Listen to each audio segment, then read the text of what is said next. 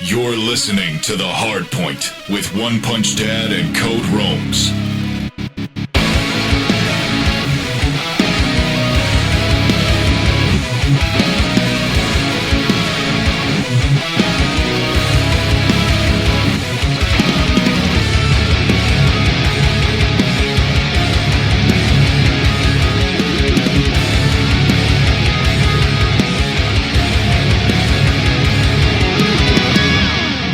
Welcome back to the Hardpoint, episode number 52. Ladies and gentlemen, you heard that right.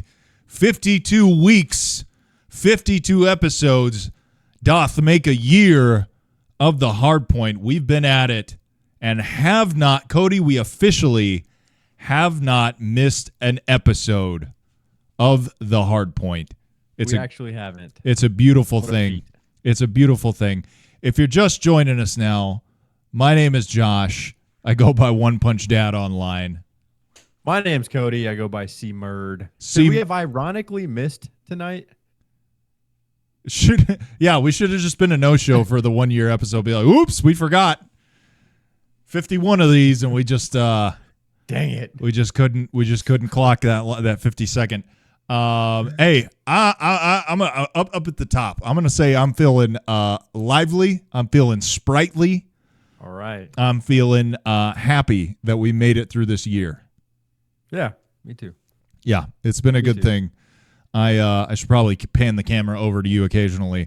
I get so excited to see my own face sometimes.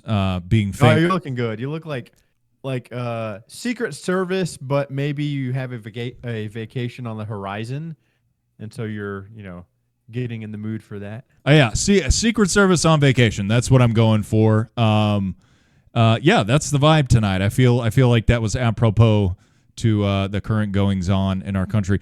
I want to back up because last week was when we podcasted, we were smack in the middle of what we didn't know if it was going to be the last game or a continuation of the World Series. Yeah. Was it the last or second to last game that we were watching when we were podcasting? No, there was one more. I don't think they closed it out that game. There was one more. But I think the second to last is what we were watching. I'm pretty sure. Yeah, that sounds right. It's crazy how like week to week this becomes kind of a blur. But anyway, LA Dodgers, baby. World Series champions. The good guys won in my book.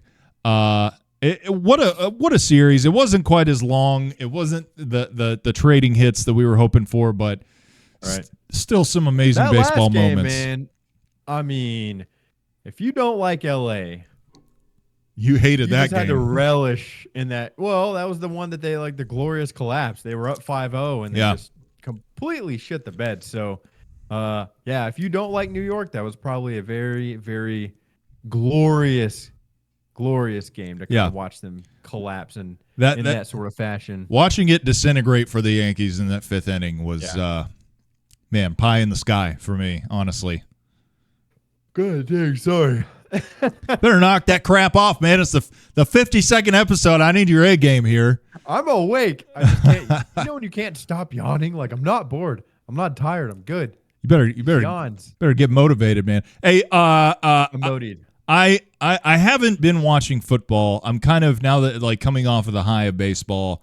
But where are you at? I saw Jerry Jones give a very sullen, somber explanation to the press about how he feels about his Cowboys this year. And boy, it just felt like he was grasping at straws. Do you have anything that you can say positive about the Cowboys this year? Go Eagles. Go Eagles. Did you see there's a clip? I don't know the guy because I'm just not following this year, but there's a clip of a guy on the sidelines, helmet off. The camera pans to him. He's not mic'd up or anything, but you can hear him or you can mouth read him clearly saying, man, we fucking suck. Yeah, that's Dak Prescott, their quarterback. Oh, was it Dak? I didn't even realize. Dak, the Cowboys are absolute garbage. I've been more emotionally detached from them this year than I ever have been. Every year, my fandom and the amount that I care and the amount that I'm attached emotionally to their success or failure has dropped year by year, by year. Yeah. I peaked in probably 2014, 15, 16. Like those few years, I was ride or die. Living and dying. Those were years where I felt like they had a legitimate shot. I noticed I said they and not we because I'm not we anymore. But I'm pretty much off. And this year, my God, what just an embarrassing disaster. Every week, you think it can't get much worse, and lo and behold, it goes and gets much worse. Yeah, Dak said, "Hold my football." Yeah. Season's done. I mean, it's absolutely through. Yeah. Week 8, it's over. So I've shifted from extreme Cowboys fan to I get more enjoyment now out of watching them burn. I just want them to fail. It's like watching Jackass at this point. Like it has gone away from like, boy, I hope they win, to how bad can they hurt themselves and mess this up? How bad can it get? Exactly. Yeah. Exactly. So that's where I'm at. I'm not in it. Fan. Yeah. I feel you, man. I've actually started, I don't have a team, started watching more college football the last couple of years. Okay. And I actually enjoy it. The scales are tipping. I've always been an NFL guy. Yeah. But the last 2 years, man, there's something magical about college football. It is awesome. I will say, after that whole Vanderbilt debacle, it does really feel like a sport where it kind of harkens to the baseball thing of like, yeah, it doesn't matter if you won a World Series last year or a BCS championship last year. It's anybody's ball game. The New York Yankees of college football, of course, being the Alabama Crimson Tide. Do you have a team? Do you have a good guy and a bad guy team? Not real. I didn't go to school anywhere, so I don't have like a alma mater. Yeah. If I had to pick, if I could just jump on a bandwagon, and this is going to sound very, very rich being this year because they're actually the #1 team. I've always thought they were cool. Oregon. I love Oregon because they have the coolest jerseys. They look badass. They have like 20 different variations. This is the Ducks, and they always right? Oregon Ducks? Yeah. Yeah. Yep. They look cool, and they just so happen to be #1 this year. So I like them from a distance. I don't really claim them. Yeah. And then more locally, I guess. TCU? Baylor. No. I was thinking Texas or Texas A&M. Okay. Yeah, A&M. Not like regionally close, just like Texas close. Oh, yeah, that makes sense. So for anyone who doesn't know, Cody and I are cousins. Our grandfather is a Texas Aggie from way back in the day. Back when what was his name? I almost said Bear Grylls, but that's the drink your own piss guy. What was his name? What was the coach? The famous coach? He wore the sports coat and the fedora. Man, Bear something. Tom Landry? No, not Tom Landry.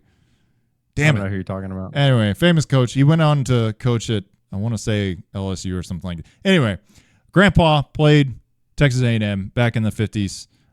So yeah, there's some family history there. My dad's an alumni from there too, so you would think that's the school I would just claim. I didn't. Your dad's an Aggie? I didn't know that. Yeah. Huh? Did he? Yeah. I'm guessing he didn't do the whole cadet like military school thing. He was just a student there. I don't think so. No. Yeah. I think he's just a student. Okay. I didn't know that. I don't think he did. Have you done? Have you seen like the Yell? The Aggie Yell thingy? Yes. I'm familiar with it, but I couldn't replicate it here. Dude, cringe on 100. Do it now. Do it right now, Cody. No, I can't. I don't even know what they're doing or how they're doing it. Don't be a chicken. If you want to crawl out of your skin, go watch a video. YouTube it. Texas Yell Aggie leader after this. The schools do so many funny things, man. Like the funniest thing I've seen, it was a video from many years ago, but the Texas Tech has this bell, this giant bell that they ring, and they filmed this guy ringing this bell. It's like ground level. It's like waist level. And this guy is behind the bell, and the camera's kind of looking at him, kind of like you're looking at me, and the opening of the bell is facing him, and he's like... And it looks like he's J-O-ing into that bell, man. I mean, he's just giving it to that bell. Giving it the business. Giving it a little interior glaze. You know what I mean? Yeah. So I don't have a team, but college football is pretty great. That's good. Pretty great. I'm kind of out on sports, man. I'll probably follow the playoffs for NFL. I don't follow college football. But yeah, I when playoff season rolls around, it'll be interesting. I will say, as with the Dodgers, and you're probably gonna hate what I'm about to say. As a matter of fact, you probably's out the window. You know what I'm about to say. NFL. I don't. I actually don't. I think the Chiefs are great. Get the fuck out of here. I hate the Chiefs. Listen, man. Mahomes, Kelsey, come on. No. Come on, baby. No, Kelsey's the worst part. What? That guy. What? I hate that guy. Dude, I can't stand him. His brother's an Eagle. You were just saying go Eagles. That's fine. Go him. Not. Did you see that video? I did of not Travis Kelce. What's his brother's name? Jason Kelce. Yeah. So anyone not tracking, Jason Kelce getting followed. I don't even know where he was at, but he was getting followed by not even paparazzi. It just seemed like fans in general. Yeah. Doing the paparazzi thing though, like phones extended into the face. Yeah. Filming him in a really aggressive way. And someone asked, how does it feel to know your brother's like a homophobic slur for dating Taylor Swift? Bro turned around, took his phone and slapped it on the ground. And he said, "Who's the F it now?" I didn't hear that part. I think that's where he went to. Funny enough, that's probably where he went too far. yeah. The phone part, the destruction of personal property, we could live with that. One thing. I gotta say, like in an age where cancel culture seems to be kind of like receding a little bit, play dumb games, win dumb prizes. That guy got what he deserved, which I hope is a fat, I think so too. Fat phone bill and internet infamy for being a douchebag. That guy's got enough money. It doesn't matter. Whatever he had to pay that guy off, drop in the bucket. But I kept seeing the Mike Tyson quote floating around everywhere where he says something to the effect of like the internet has made people too comfortable with talking shit and not getting punched in the mouth for it. Absolutely. And that is, Jason was like, no. Yeah. You're going to do that in my face. I'm going to do this. Yeah. And then the verbal stamp is kind of funny. Hurtful, maybe. Yeah. But to say yell, who's the F it now? There's something to that, man. I mean, absolutely, though. Yeah. People are too bold. Does. That guy, Jason could have ripped that guy in half. Oh, yeah. Literally. I mean, he was maybe a 19, 20-year-old kid. You're just hiding behind the whole, like, you're not going to do anything in front of a camera. Yeah. You're not going to retaliate for everyone to see. And guess again, bro. This. Yeah. Chiefs suck, though. Get out of here with that. Fair enough. That's fine. And I don't hate them because they're good. It's a dynasty. Tom Brady. It's a dynasty. They're saying it's a dynasty. Some people say it's not a dynasty. Cody says it's not a dynasty. It's a dynasty. Tom Brady. I checked. The experts, they're telling me it's a dynasty. Yeah, it is. It is. I don't want him to three-peat, though. I don't want him to anybody else win the Super Bowl besides the Chiefs. Anybody. I don't care who. What if again it's the Chiefs and the 49ers this year? Again. That's not good because the 49ers aren't that great. It needs to be the Chiefs and the Lions because the Lions can probably beat them this year. Out of nowhere, the Lions doing work this year. The Lions, Juggernaut. Ravens not bad. Kind of weird, man. I'm going for the Lions. I want the Lions to win the whole thing. Really bad. Do you have when you pick team allegiance, do you usually go by I'm guessing you're not like AFC, NFC affiliated, like you don't care. No. It's just like, are they good? Well, I've never really picked team allegiance. I've just always been for the Cowboys because I've lived. Well, in college football, some people are like SEC all the way. It's all about the SEC, baby. It's not like that. No. You're not like Big 12 or Big 10 or Big 18, however many it is now. NFC North. Yeah, only NFC North. Only those 4 to 5 teams, however many. No, it doesn't work like that. Oh, I got that. I like what you said about the running your mouth on the internet thing. It does make me think. On our anniversary episode here, I will go ahead and address the elephant in the room of literally one of the top, when you search our podcast, it's one of the top results, and it's us talking about Vagrant Holiday. And I will say I caught some flack for me being upset at him about coming out and saying what he said about not making videos anymore and kind of being upset about it. Maybe I did that in that moment. Do you think that? Do you think that I maybe ran my mouth without a proper license there? I don't mean to put you on the spot. Because you weren't talking shit. You were expressing an opinion. No, but I was really called a. I think I was kind of aggressive in my positing of my opinion. No. I think in that moment, just kind of following the saga, I think I did feel upset. But looking back and watching myself, I don't feel proud about how I handled that. And that guy can do whatever the fuck he wants, honestly. It's not uncommon though to, like, once you're out of the heat of battle, look back and be like, I don't really feel that strongly about that anymore. Yeah. You know, I mean, I feel like that's pretty normal. That happens all the time. So yeah. I back you, man. Like, people definitely got all up in arms about it, but to me, it's dumb because I don't know. It's just like the same reason they're getting mad. It just doesn't make sense because you could flip it and be like, why are you so mad? What, you don't know him? You know, everybody's like, you don't know him, blah blah blah. Well, there's a huge contingent of people who were angry at me because I didn't understand, and I'm literally pulling from like comment quotes here, the art of what Vagrant Holiday was doing. And I'm not trying to mock what he's doing as being art or not being art, but people were like literally thought I was a chud and a Luddite who didn't understand the artistic relevance of what Vagrant Holiday was doing. And I'll say for my part, it was the opposite. I loved what he was doing, right? But I didn't know if I reconciled with his response to people's response to his art. Right. It just didn't make sense to me. But I don't know. In hindsight's 2020. Cody's right. I think I was out of pocket. Absolutely. So, for what it's worth, 0% chance anyone who is a diehard Vagrant Holiday fan is still watching this show. But I will say, Vagrant Holiday, wherever you're at, I hope you're well. And we had a few positive and agreeing comments sprinkled in there. You got to sift through quite a bit, but they're in there. It's fine. But I think largely, if I could go back, I just would be like, yeah, he definitely said that. All right, moving on. I will say our intention was never to dox the guy. You know, he definitely left kind of a breadcrumb trail for people to follow. That we kind of wanted to know how could you not? I mean, the content was. I mean, we spent hours watching that stuff. I don't know.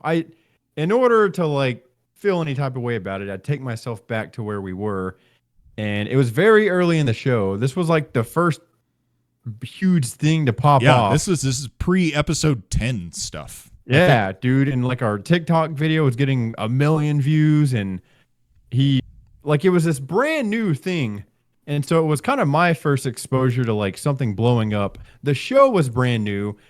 We were so fascinated by this whole thing. I think we were just invested in it in an emotional level, and then don't forget how crazy it was that he did update his bio. I introduced him to you. And it had been like 3 years since he posted. And you and I take an interest. We start talking about him. And out of nowhere, he updates his bio, dispelling all these theories that he's dead, that he's in jail, that he's this, that he's that. It was a huge thing in that moment. And I think it was just the perfect. And I do think, because I think there's a non-0% chance that may have, I don't want to give us too much credit here. But I think everybody else is. Yeah. Might as well fucking take it. Maybe we did kind of raise some awareness about that guy in a way that he didn't like. And if that's the case, Vagrant Holiday, if you still poke around and wonder what these two chuds are up to, that wasn't the intent, man. We legitimately, let me put my bumper sticker statement out there. We legitimately enjoy actively Vagrant Holiday. Vagrant Holiday content is very interesting. We enjoyed the rabbit hole of trying to figure out what possesses someone to make this kind of content, because it is hyper interesting. It is hyper interesting. It's captivating. It absolutely is. He is taking a risk that no normal doofus like me is ever going to be brave enough to take. Hopping on a train and hiding from the train staff. You know what I mean? And not knowing where you're going to end up. Going to foreign countries, potentially being robbed. We didn't know. So anyway, there was no malicious intent there. And when he did respond, and I'll own it. I kind of went on a tirade, and I was out of pocket with my response. So Vagrant, I would say keep doing what you're doing. Sounds like you don't do it anymore. That's okay, but that's okay, and that's fine. And may you live in anonymity as long as you like. And thank you for what you gave us. And that's all I'll say. Very great. There you go. If I were going to apologize for anything, it would be to Vagrant for if we had got too close, or perhaps given him too much exposure, or appeared like we were trying to reveal his identity. Yeah, to dox him. No, it was never that intent. I could apologize for. I don't apologize to anybody who watched our video and took exception with an opinion. I just don't. I've been on the internet long enough to know that people are going to come in with their opinions, no matter how right or calm or cool you are. Yeah. But that said, I took stock of my response to Vagrant Holiday, and I didn't like it. And I'm not jumping on some bandwagon with someone who thinks I'm a dick, but I am saying Josh took a look at Josh, didn't like what he saw. I was absolutely out of pocket for what I said about Vagrant Holiday, and I do legitimately wish him well. And maybe the reality is that content is not a sustainable thing for a person, and that's part of the reason he kind of took umbrage at us being like, well, why not this? Yeah, man, don't roll the dice anymore. Some of them videos made me think like you actually had some brushes with death. It's not worth it. It's a great mini series of content, and if that's what you gave to the world, I think it's enough. It is enough. It is enough. You feel better? I know that was weighing on you a little bit. I do. It's weighed on me for many months, and I broached talking about it for many weeks, but it's out. I wish you would have brought it up. Well, I wanted to make sure I said everything and articulated my response, my apology to the letter. So, and I did. And I did it while wearing a suit jacket, a Hawaiian shirt, a ball cap, and a pair of aviators. So, well, don't let your message be muddied by my non-apology. Have a divider between what you said and what I said. Yeah, Cody, not sorry. You heard it. You heard it here, folks. Hey, that's a good spot. We're going to transition real quick to our midway segment here. We call it What Are You Crushing? What are you watching? What are you playing? What are you reading? What are you working out with? What are you listening to? What are you stretching to? What are you limbering up to? What are you waking up to? And I'm going to go first this week, which is not typical. I usually kick it to Cody. But I have a hot recommend. Cody actually got me into podcasting kind of at the outset of the iPhone years, many years ago. And I have had a pretty solid podcast regimen throughout those years. It's very rare that I take on a new show. It's a pretty big deal. It's usually a turning point for me if I take on a new show. I found a show this week that I am absolutely captivated by. There's not a lot of episodes, I will say that. It is still in release, but it is a podcast called Blowback. Okay. This podcast is it's on the more well-produced end of things. It's definitely not a candid conversation type of podcast. It's not just two dudes chilling, talking about whatever. It's definitely scripted, and there is a high editing and production value to this. But this is a podcast that explores conflicts and genocide throughout history, typically with American involvement, and explores it through the lens kind of there are no good guys. So the current season that is going on right now, and I say the current season, so the way the show releases is, I believe they release the first episode of the season. The following episodes are a paid offering until the season is complete, and then they post everything on Spotify and Apple Podcasts, which is fine. It's the hustle never stops. So I listened to the first episode of the current season, which was about the Khmer Rouge, Pol Pot, and Cambodia, which is kind of a series of events that happened following the Vietnam War. Terrible things, lots of people killed, and the U.S.'s involvement in it is not as heroic and star-spangled as you might want it to be. The season before that is about Afghanistan. And I say Afghanistan, it's not just talking about the war in Afghanistan. It's talking about really just kind of the modern history of Afghanistan, going back through the Soviet invasion of Afghanistan in the 80s to a little bit even before that, to kind of what led to Afghanistan, which is largely a non-developed, not a bustling, not metropolis, but not a bustling kingdom like Saudi Arabia or even Iran. This is a place that is very harsh terrain and a lot of kind of tribal peoples inhabiting it, but how it kind of became the center of conflict for really the better part of a century. So that's what I'm listening to now. The season prior to that, I want to say, is about the war in Iraq.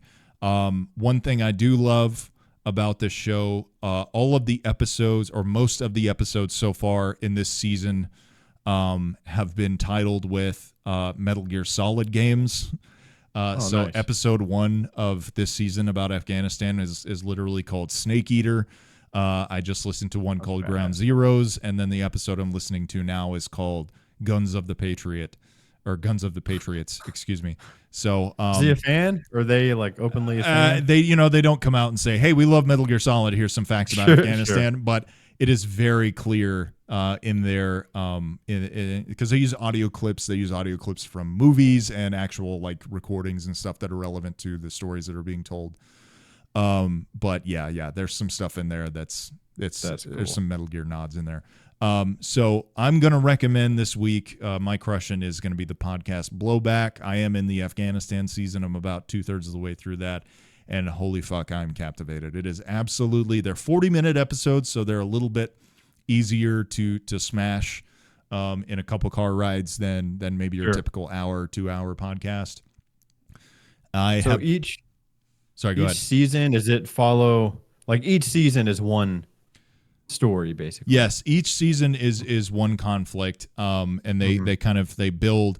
The first episode is typically kind of laying the ground of like, here's where it started, here's where it ended, and then the second episode is where they kind of start taking smaller steps as they kind of go through the show, through the history. But yeah, it's absolutely captivating.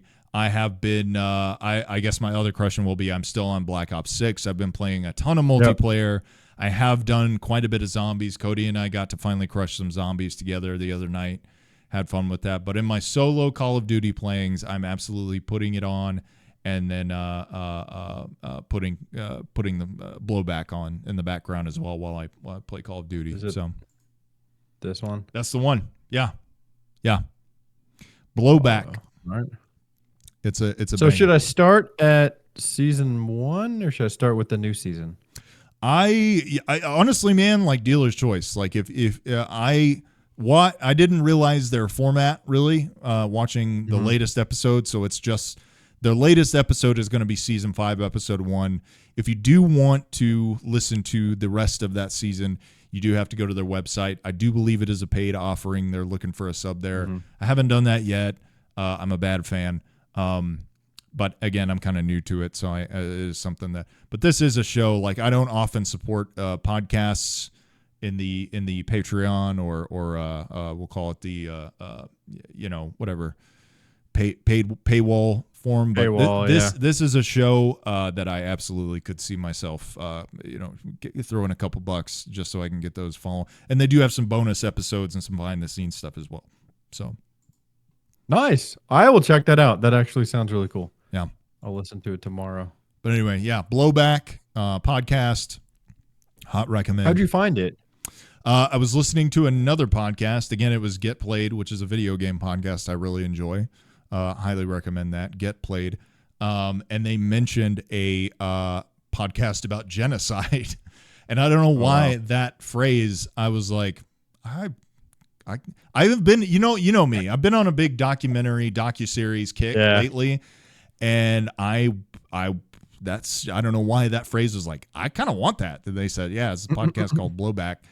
And I immediately hopped over, and just from the production value alone, I was immediately like, oh, okay, all right. Hell yeah. Yeah. So Blowback. I added it. Good. I'll report back on Blowback. I'm glad. I think you'll enjoy. I'm gonna kick it to you, man. What art thou crushing this week? I got a pretty weak crushing this week. Nothing that stands out. Loving Black Ops 6 still. I was going to text you the day after we played Zombies and tell you I really enjoyed Zombies. That was, sometimes you do something and then you sleep on it, or a day goes by and you're like, I think I enjoyed that more than I even realized I did in the moment. Sure. And Zombies was like that for me. I would like to give that another run back.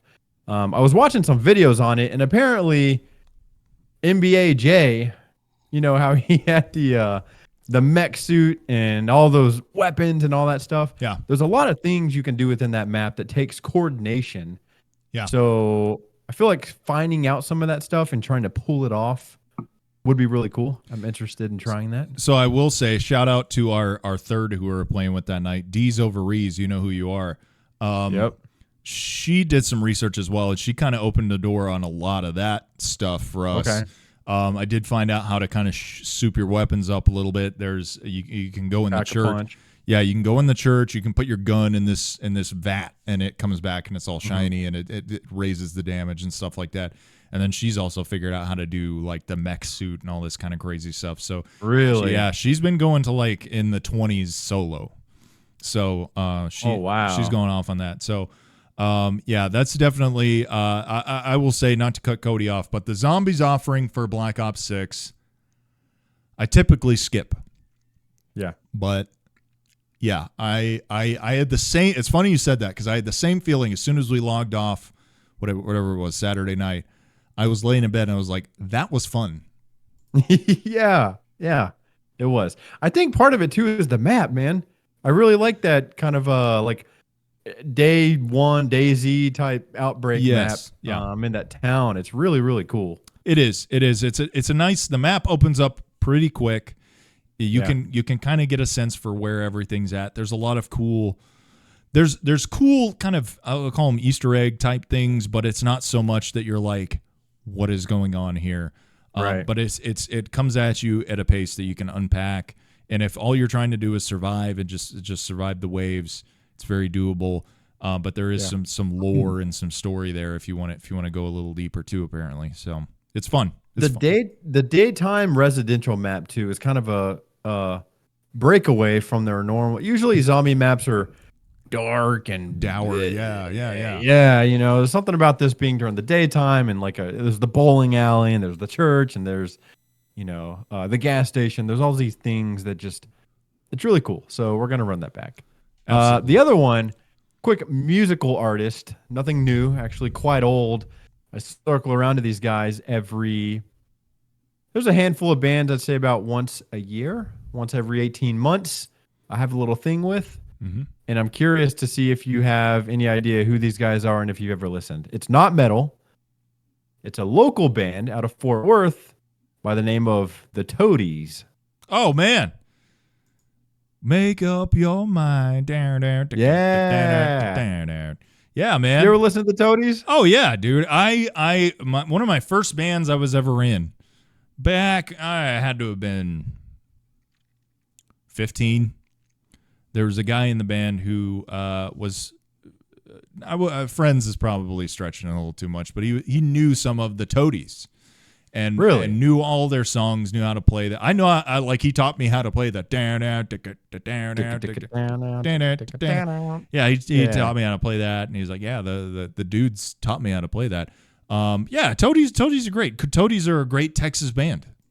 Yeah. Yeah. Toadies are great. Their song called Tyler there's that, and then I Burn. Their very first album, Rubberneck, is like a 90s album, but front to back, man, it's a jam. It's really, really cool. Absolutely. Kelly Clarkson, famous Texan, loves the Toadies.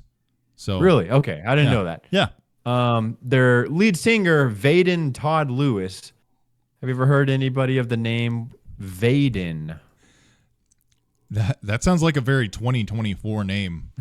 Like, I can just see like on Instagram someone with like the little like push pin letters on a letterboard, and like they're all dressed in white with balloons. Like, can't wait to welcome baby Vaden. Yeah, never heard the name Vaden ever. That's the first.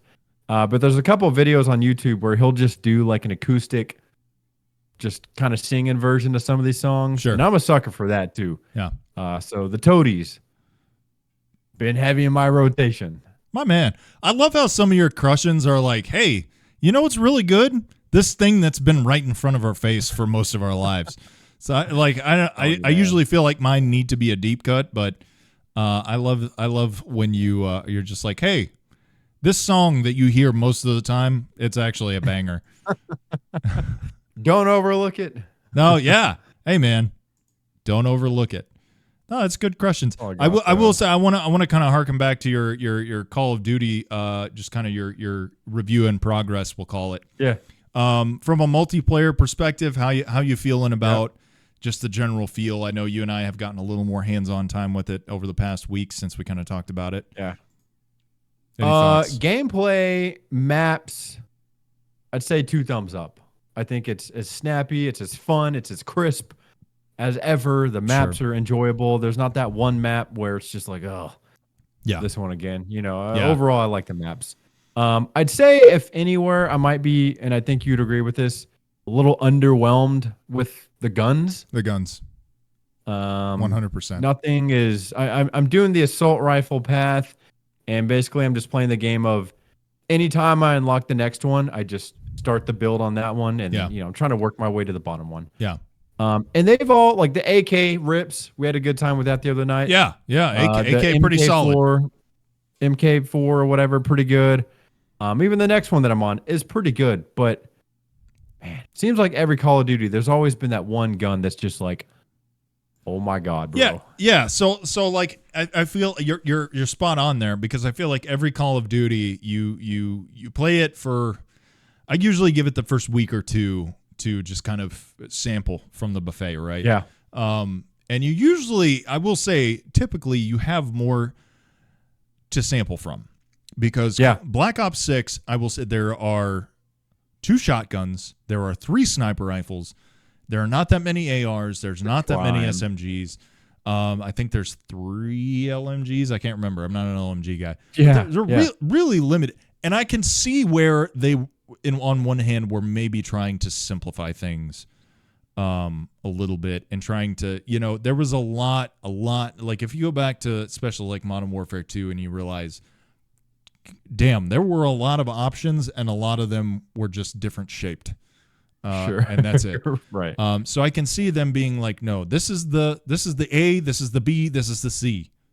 Choose your favorite. Right. So I'm with you in that I haven't really found my like love affair gun. I think for Cold War it was a no-brainer. Both Cody and I had gold M16s. The M16 in Cold War was just I mean, we talked about the other night, it was just a point and click type thing. I mean, it was a 3-round burst. You just put it where you wanted it, and it was typically it was a kill. It was a kill. One burst, one kill. One burst, one kill.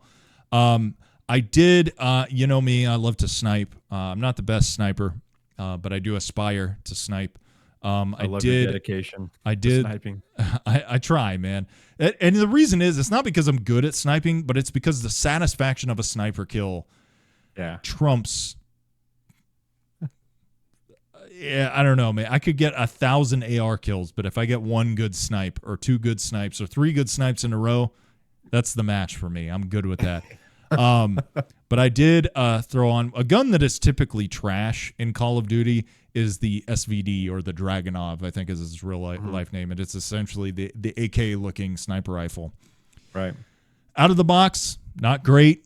You get the right attachments on that thing, and I'm talking the first 3 or 4 that you unlock. I have been waiting to unlock better ones, and I have not moved on. That gun is it might be my love affair gun in this game. I am loving the SVD. It's semi-auto, right? So you don't have the bolt action there. Don't have to worry about that. Not quite as powerful, but again, with the right attachments, if your shot placement is correct and your timing is right, it is a one shot. So yeah, I think I'm leaning SVD right now in Black Ops 6. I love that they brought Nuketown back. That is such a fun way to workshop your builds, to workshop your guns. They do, one of my concerns, Cody pointed out, after the game dropped properly in the beta, they did not have the shooting range. They do have the shooting range now. And one of the features I realized about the shooting range is you can actually hold the down D-pad button and a wall will drop from the ceiling, and you can see how well your gun shoots through cover and through walls, which is something I'm always getting killed by wall bangs. Right. So if you have a build that you want to have, if you're testing it for higher penetration, you can test that in the shooting range now, which is a wonderful feature. That's pretty cool. Yeah.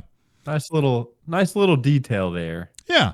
Yeah. It's a great example of how this team, right, the primarily Treyarch Call of Duty team, I think, which is kind of the spearhead for this particular Call of Duty being in Black Ops, took what Modern Warfare had done and didn't abandon it completely like they kind of did with Cold War, and instead built on a lot of that. The look, the feel, the pace of this game takes the Modern Warfare formula and really elevates it to a point where I really feel like this is Call of Duty growth, not Call of Duty plateau, in my opinion. Sure. Like we got last year. No, I agree. Is the SVD, is that technically a sniper, or is that a marksman? It is a sniper. It is one of the 3 sniper offerings. The other 2, the third one I haven't unlocked yet. I want to say it's one of the later unlocks. The other one is the sniper that you have right out of the gate. It is a bolt action. It's a killer, but it's bolt action, and a lot of that, you gotta have good timing. You gotta have great timing for a really good bolt action. One thing I will say that did not come from the Modern Warfare era into this iteration of Call of Duty was the ability to add a fast bolt. So if you had a bolt action rifle in Modern Warfare, you could give it a bolt that was a little bit more expeditious. You could throw that thing, you could cock it back a little quicker in place of, you trade off some accuracy for that. But haven't really found that in this game. It's pretty much, if it's bolt action, you get the slow. So I transitioned to the SVD, and I've had some pretty phenomenal moments with that gun. So I'm gonna stick with it. Do you think that maybe the reason for the limited selection is it held back by like the era at all? Just the 90s in general, where there are less guns than these Modern Warfare Call of Duties? No, there's some really odd choices for. So one thing that makes this game weird is and this is, we're going back maybe a couple generations now of Call of Duty. Since they lost the ability to license the names of these guns and call them what they are, like the AK, we say it the AK, but it's the something. It's not the AK, right? The MP5 is not called the MP5. The M4 is called the XM4.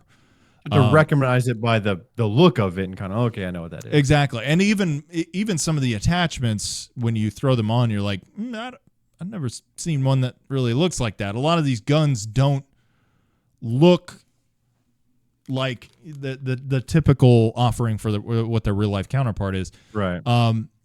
So yeah, the gun offering as a whole is just odd to me, and it's very limited.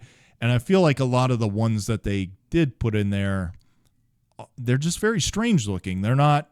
Yeah. I hate to use the term cool looking, because it's, at the end of the day, like these are guns. They're weapons of war, right? I directly resent people treating them like they're toys. But yeah, some of these just don't look that cool. Like there's some real stupid looking ARs. There's some real dumb looking SMGs. Yes. The sniper rifles don't look as cool. Definitely, some of the assault rifles, man, are just like, what the fuck? Yeah, I'm is that? I don't want to be seen with that. Yeah, How absolutely. embarrassing. Yeah, I don't know. Imagine. So yeah, it's just weird choices. In my mind, the 90s, I think there were so many iconic, like if you think about like Die Hard and Speed and Broken Arrow, like there were so many iconic just like 90s guns, you know what I mean, that they could have used, like the the Uzis and the I don't know. Yeah, the AUG Steyr being or the Steyr AUG, whatever, being absent from this game blows my mind. I feel like that, if anything, like that is such a prevalent like 90s firearm, and it does not reconcile to me that it's not in this game. But there's no like 74U, the SMG version of the AK. Well, there is, but it's a weird. It's not right. Like it's kind of like a weird, almost like a fictional version of that. What you're talking about, because that was in Cold War.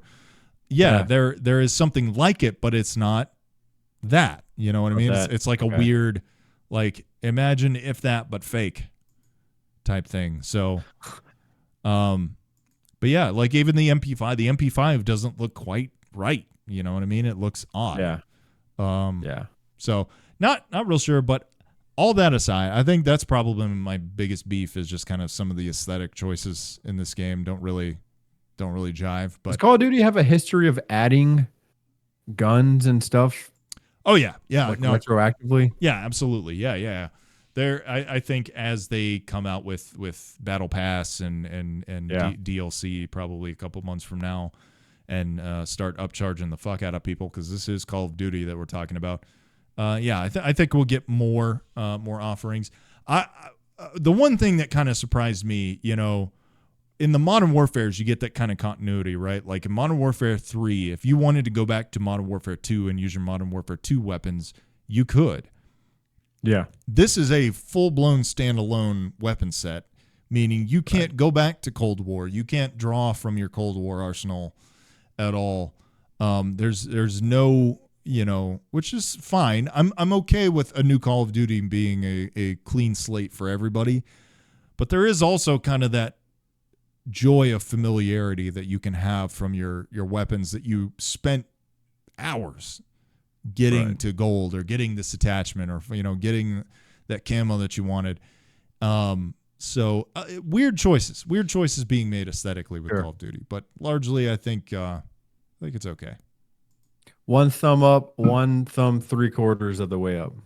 I think it's a solid, as far as Call of Duties go, this is a solid A- for me. I think the guns do kind of give it just kind of like I don't sit around thinking about using the guns like I normally do, but the fun I'm having is absolutely A material, so I'll go A-. Yeah.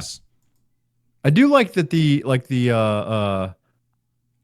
progression in zombies for those particular guns do carry over to multiplayer. Yeah. So, and I didn't realize that, because there's a point where I picked up an AK, which is a gun we were both kind of messing with, off the wall in Black Ops, and ran that for a little while. Then I went back over to multiplayer and realized that I had some stuff unlocked. I'm like, my zombies XP carried over. Cool. So kind of a neat feature. Does encourage playing the multiple game modes. But yeah. Good crushing. Yeah. Who'd you vote for? None of your business. None of your beeswax. Just kidding. No. I do see that you voted. I think that's a good thing. Exercise that. I did vote. Exercise that God-given right. I did. And I live probably 200 feet from a middle school, which held voting. And so me and my wife walked over there this morning at voting opening time. Basically nobody there. I was in and out on voting day in probably 20 minutes. It was great. Set the course record, man. Yeah. Good for you. Great. Good for you. Yeah. Glad to hear it. Anyway. It is. We're making less of a deal about this being election day than we were about the World Series last week. I feel like we're bad Americans. Yeah, it's election day. I would say get out and vote, but it's kind of too late. They're getting tallied up. Our pre-show meeting, let's open with the voting, and then we went to baseball. Yeah, we went to baseball and video games because we're a bunch of we're just a couple of chuds. Hey, let's do some write-ins. All right. All right. Cool boy, 3010. I recently went to my cousin's wedding in New York. I love New York. It was a blast, and I got, in italics, very drunk. Oh. For you both, what are your favorite and least favorite things you've seen / done at a wedding? My least favorite is pretty easy. I'm not a dancer. Yeah. I'm not a dancer. And so it's very controversial. I despise the part of the wedding where the dance floor opens up, the DJ comes on, and then, everybody's waving you onto the, come on, come dance. I hate that part of the wedding. I hate it. What's your favorite? Probably the food. Food, yeah. Y'all had great food at your wedding. Chicken and waffles was hitting. Oh, and donuts. And donuts, yes, thank you. Yeah, chicken, waffles, and donuts. It was actually very good. I thought it was very good, and feedback was quite nice too. So. Oh yeah, 5 stars. Would go to your wedding. What about you? I think we've talked about it. You'll get down at the dance floor. I'll boogie a little bit. I don't like to be called or told. I'm with you. I don't want to do any kind of organized dance. You won't catch me doing a chicken dance. You won't catch me doing any of that shit. I just want to cut loose, put on some. My favorite thing I've seen at a wedding, and we've already talked about it, is your dad breaking out the rap. The DJ put. I wish I remembered the song, and I bet your dad would remember. But the DJ put on a song, an old NWA era rap song. I can't even remember what it was. And from behind, we hear this. Someone is just bar for bar laying it out, and we turn around. It's your dad. He's just not missing a beat, man. That was my favorite thing I've seen at a wedding. My dad. That's funny. E-Wolf. Do you guys like Slaughter to Prevail? They just released a new album, and that's what I've been crushing lately. I actually do. Not that I've I don't know. I'm not a super fanboy, but they got a few songs. Demolisher in particular comes to mind. I do know that they just released a new album. I haven't listened to it at all. There's something very intriguing about that band. Maybe it's the masks. Maybe it's Alex Terrible. Maybe it's how brutal some of it is. I do like Slaughter to Prevail. And thank you for reminding me. I'm going to add that album to my gym list. Check it out tomorrow. I'm eager to hear your review because Slaughter to Prevail is one of those bands that I'm happy that they exist, and I forget they exist all the time. Yeah. They're great. They got some bangers. What's that one you showed? Is it 1984 or is that their album name? Yeah, 1984. 1984. That song I remember being really good. But yeah, it's just one of those bands that I think it's not that they're bad. They just don't stick with me the way a lot of other ones do. But yeah, Alex Terrible, phenomenal vocalist. I mean, no one's making sounds like that. Great question. He's like a human bear. Yeah. Human bear. Brave Athos. Josh, you mentioned a deep love for the all-time great game of Skyrim. If you were to boot it up one more time, what would that greatest hits playthrough look like? He also says, Baja blessings to you both. Congrats on 50 episodes. Thank you for being the highlight of my Wednesdays. Thanks, Brave Athos. Thanks, Brave. Appreciate that, man. Listen, man. Honestly, if we're talking greatest hits, I'm assuming he's talking about what quests am I just gonna hit? Yeah, I think so. I typically, I always do the dipshit thing. I go straight to Whiterun, which is smack in the middle of the map. I like running companions first. I like to do a bad guy /girl run, I'll go werewolf. I always go werewolf. From there, I break away from the main quest a little bit, and I usually go Thieves Guild in Riften. I'll run Thieves Guild. From there, it just gets worse. I join the Dark Brotherhood. I do the Dark Brotherhood quest line, get them kind of built up. Then we get kind of working on some of the dark arts stuff. This is when I really break bad and I go vampire. I've never played the Dawn Guard. I will never play the Dawn Guard. The Dawn Guard are the biggest dweebs in Skyrim. What is that? Like a faction you can join or something? Yeah. So there's a DLC called Dawn Guard where it was basically vampires versus vampire hunters, and the vampires hunters are called Dawn Guard. They are the stuffiest, lamest, not interestingest people in Skyrim. I always become a vampire. Serana is a babe, and it's a pity that you can't romance her without mods. From there, I usually start my redemption arc, so I might go back to the main quest. I'll do, I'm trying to remember some of the side stuff. Really, from there, it's like main quest. I'll usually do like the Solstheim stuff. I'll do doggone freaking, what do you call it? The Dragonborn quest line, and then close out the main quest. And that's really, I think those are some of the best things besides some of the little side hustle stuff you can do. I usually cure my vampirism, which you can do with the black soul gem. But other than that, that's kind of my greatest hits. As far as my alignment with Stormcloaks or the Empire, I've done both. I would lean Stormcloaks, but I realized later on that Stormcloaks are really racist against elves, and that's not cool. So, glory to the Empire. Long live General Tullius. And I never kill Parthenax. Is that a character? That is a dragon.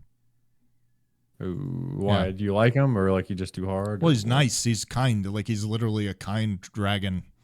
Like why would you kill him? I don't know. I feel like anyone listening, like my odds of being an attractive person after listening to this are through the fucking floor right now. So we can stop right there and just say, there you go, Brave Athos. Oh man, I hope that you're a 10 out of 10. Summed it up for you. There you go. Oh, I think that's all the right answers we got. We got a few more, but we like to save them. We do. Save them and bank them. We do. Hey, to close this out, hey guys, I just want to say from the bottom of my heart, 52 episodes is crazy. We love the interaction with you guys. I don't mean to get gushy, but it's so what a joy and a treat that you guys tune in and hang out with us each week. Cody and I are thick as thieves, and it's a joy to know that you guys enjoy our conversations and love hanging out with us. So again, from the bottom of my heart, I want to say thank you for a year of fun and a year of just great community, great interaction. We love the write-ins, and here's to another year, right? Heck yeah, man. Couldn't have said it better myself. Well, there you go. I could try, but I won't. You're a very eloquent, well-spoken guy, so. Thanks. I'm going to keep your statement, though. I liked it. Aw, thanks, buddy. But, thanks you guys for tuning in. Hey, starting a new year next week. Crazy stuff going on. I'll be straight with y'all. Crazy stuff going on kind of in my personal life. Looking at some possible changes on the horizon, but nothing we can't handle, nothing that's going to hold the show up. Just kind of keeps us from throwing curveballs and stuff like that. So look forward to the usual offerings. That's what I'll say. Maybe that's as firm a promise as I can offer, but keep those write-ins coming, man. We enjoy those. That's my favorite part of the show each week. So thanks for that. Everybody have a happy election day. Yeah, I hope your guy or girl wins. Yep. Hey, Baja blessings, ladies and gentlemen. Hey, Cody, what would Joe say right now? Hey, man. Hey, man. Come on, man. Hey, that's malarkey, man. That's malarkey, man. Baja blessings. Don't listen to him. Get fisted. Get fisted. My fist. Some people are saying my fists, they're hungry. Just saying.